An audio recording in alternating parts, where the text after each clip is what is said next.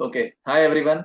I am CA Bhavin Jain from Team Agency, and we have with us today CA Vaibhav Hariharan and CA Advait Peshawari, and we are here to discuss the last lab for our December 2021 exams.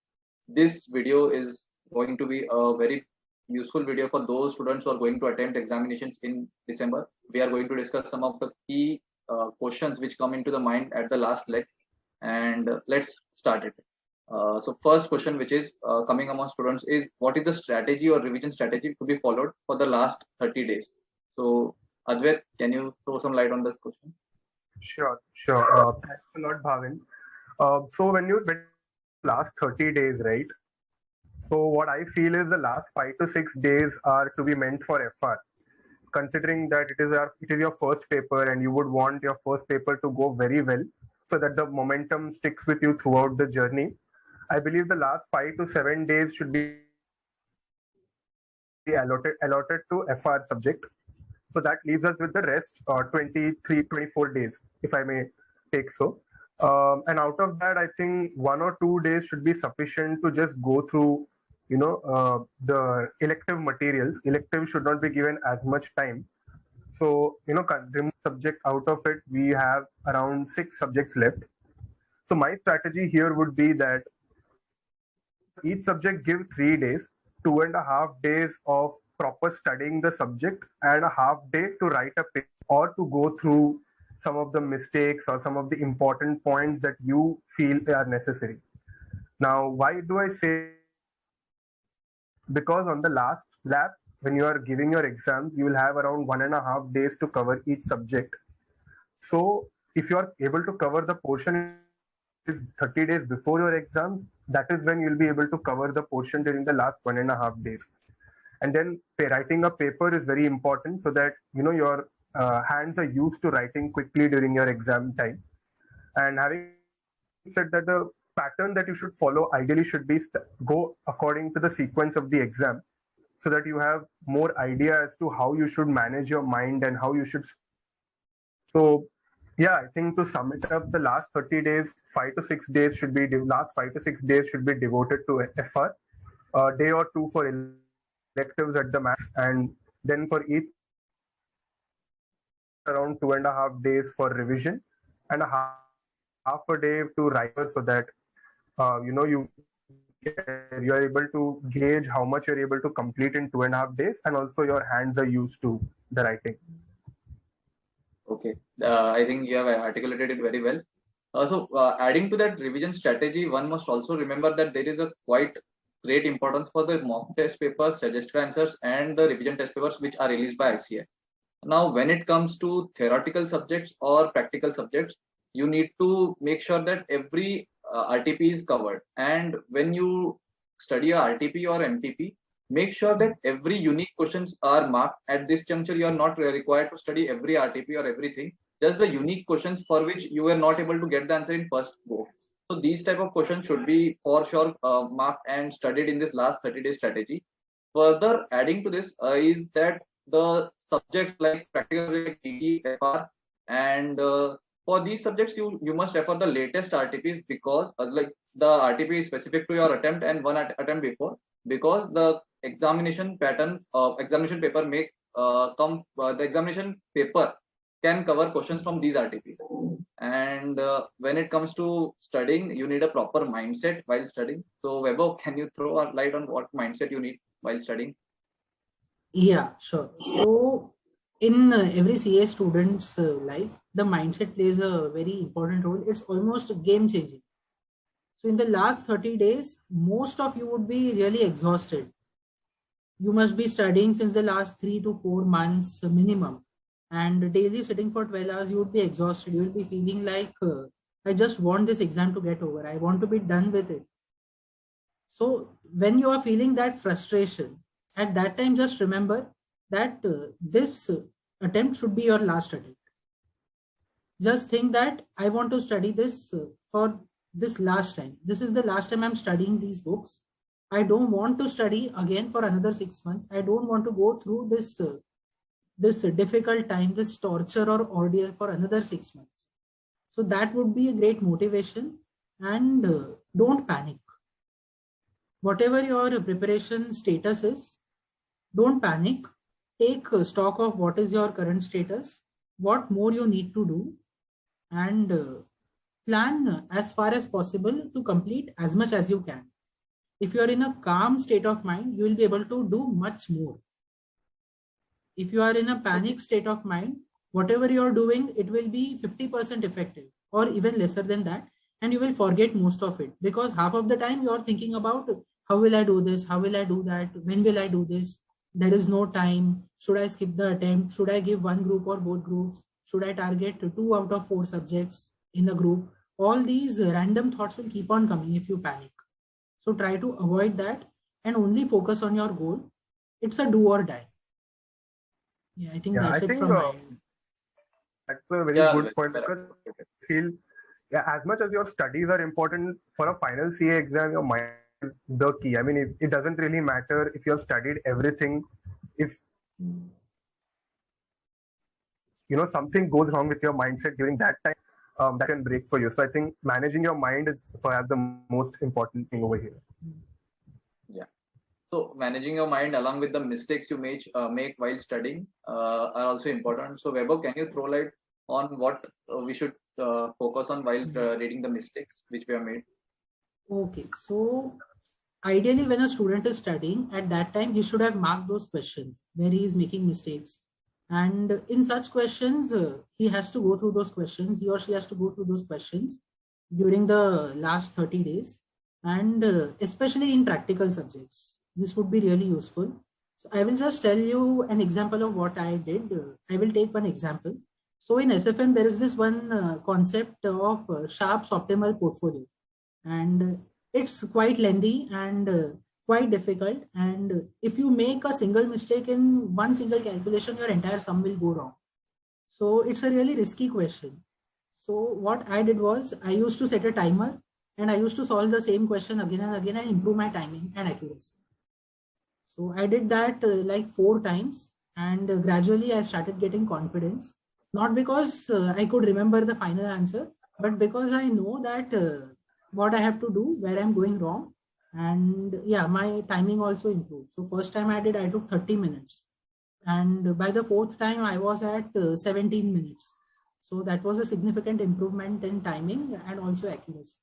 So I did that in SFM. I also did that in consolidated financial statements and even in leases. So I think that did help me a lot in managing my time and also in managing my mistakes. And if you are making a mistake in a question, doesn't mean you have to solve that entire question. Just put a star mark on that specific adjustment where you are making a mistake and focus on that. Great, great. So when it comes to studying, you also must prepare a last day revision plan when it comes to last 30 days. So I'm not defining any specific 30-day plan, last day revision plan, but yes, you must have it prepared right now only, because the sequence in which you will study the chapters has to be there with you on the day you come from FR exam, or on the day you come from every exam after writing it, so that after taking a nap and you start with straight away whatever topics you are planned, and do not miss any specific thing. Along with this, I'd like to mention that you should also not involve yourself in social media in this period. And further adding to that, you must also not copy or imitate any other person's last revision plan. Although it may sound good, but yeah, your own strategy and your own grasping power are different from other persons, and that's what matters while studying. So your strategy of studying a specific chapter might be different from other person. So plan according to your own strategies and your own strengths and weakness in the last revision plan, and make sure you don't involve in any social media activities, or you keep yourself like totally avoided for the social media.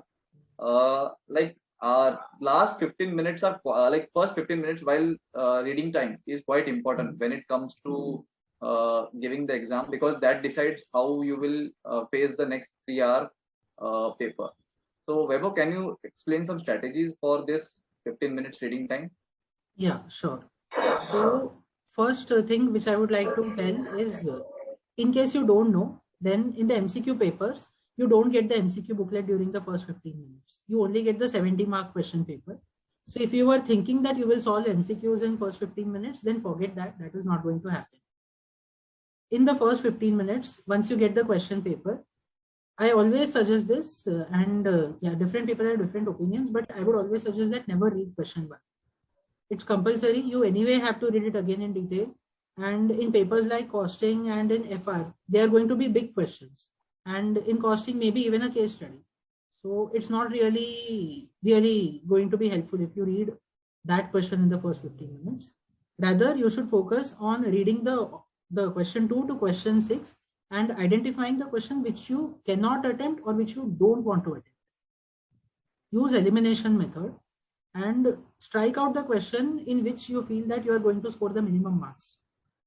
So if you have prepared decently well, there are going to be at least 4 questions, 3 or 4 questions which you can attempt really well, and 1 or 2 questions may be dicey. And if you get a really out of the box paper, like out of 20 marks, 10 marks, but the remaining 10 marks is something really strange or weird. So in that case, you need to use your judgment and find out which questions you know the best and which questions take the least amount of time, and you need to attempt them first. So what happens is when you see an out of the box paper, you automatically get panic, and your thinking and your writing both automatically slow down, and you also start making some silly calculation mistakes and spoil the questions which you already know well. So what you should do is focus on those questions which you know perfectly. Try to complete those 40-50 marks which you know best in the first 1.5 hours. So once you have written 50 marks, you know that you have 35 to 40 marks in your pocket. You will be relaxed. In the next 1.5 hours, I only have to maximize my score. Passing is not going to be a question mark. So you will automatically relax. You will automatically think more clearly.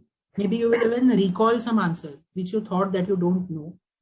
And you will be able to score at least some step marks somewhere here or there if you don't know a full answer. And yeah, if you know even 15 to 20% of an answer, then do write it. If you get even half or 1 mark out of 4, that is going to count. Okay. One more common question which comes among the students is that after a difficult paper comes, they get demotivated or they get loosened out, and that pressure goes on the next paper. So this, I think, me and Advait, and obviously Weber, you also will have been experienced. We have experience in our SFM paper, and you have experience in your audit paper. And for sure, Advait, can you enlighten like how we should tackle this or handle this aspect? Yeah. So when a difficult paper comes, I think the first mindset that at least I have is that the first thing I think is ICAI has come up with a difficult paper for sure. So, but I also feel that ICAI has kept questions where such that you can at least score 40. I mean, ICAI wouldn't want to deliberately fail students, right? So, I mean, there are questions where you can ideally score 40. Try to identify first. So once you have identified the 40 marks, and these are such questions, where you can score maybe 80 to 100% of the marks. So from the first 40 questions, you score around say 30 to max even 40 questions, 40 marks out of your chances of passing are ridiculously high. And I think the entire game is during the reading time. So when you are reading the question paper, identify. Start writing. Once you have that thought process in your mind that the paper is very challenging. It is not a 70 mark or 80 mark worth of paper, but that if I am able to tackle it well, I can at least pass the paper. I think that's a huge confidence booster. What happens is that the 40 marks that you already know, you're going to do well, and even in the remaining 60 marks, you will carry forward in those remaining 60 marks. So suppose you would have gotten say 10 out of 60, but because of the confidence, things will start clicking you. 10, you end up scoring maybe a 20, a 15 or a 20. So now if I were to do the math and add it up, out of the first 40, you're scoring maybe 32, 35 marks out of the remaining 60. Even if you score maybe 10 to 15 marks, you are easily clearing the paper with 45 to 50 marks. I think this confidence, and this happens with practice. So you need to write papers again and again. And when you're writing papers, that is when you're writing mock papers, ingrain this thought process in your mind, such that during the reading time itself, going to score the minimum 40. Anything above that is a bonus.